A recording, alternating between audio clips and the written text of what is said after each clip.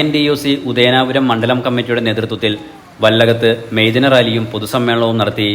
മണ്ഡലം president EK ജോസിന്റെ അധ്യക്ഷതയിൽ നടന്ന സമ്മേളനം ജില്ലാ പ്രസിഡന്റ് ഫിലിപ്പ് ജോസഫ് ഉദ്ഘാടനം ചെയ്തു.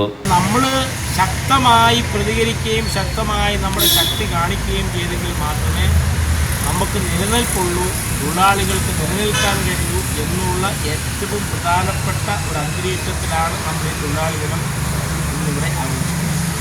ഇത് നമ്മുടെ എല്ലാ മേഖലകളിലും തൊഴിലാളികൾ ഇന്ന് സംഘടിച്ച് രാവിലെ തൊഴിലാളികളുടെ പ്രകടനം.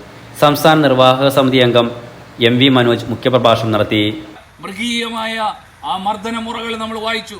ഓൺലൈൻ മാർക്കറ്റിംഗ് സംവിധാനം നടത്തുന്നവരാണ് അവിടെ ആ ഒരു തൊഴിലാളി ടാർജറ്റ് തികയ്ക്കാഞ്ഞിട്ട് മുറിക്കകത്തിട്ട് കിരാതമായി മർദ്ദിച്ചത് നമ്മൾ ഈ സർക്കാരിൻ്റെ കാലത്താണ് നമ്മൾ കാണുന്നത്. അതിന് എത്രയോ തൊഴിലാളി വിരുദ്ധ നടപടികൾ.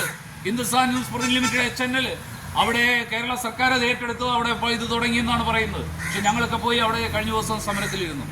INTUC regional president advocate PV Surendran മുതിർന്ന തൊഴിലാളികളെ ആദരിച്ചു. വൈക്കം നഗരസഭ അധ്യക്ഷ പ്രീത രാജേഷ്, നേതാക്കളായ George Varghese, Vijayamma Babu, U baby, John Tharappel, TR Sasikumar, MD Sathyan തുടങ്ങിയവർ പ്രസംഗിച്ചു.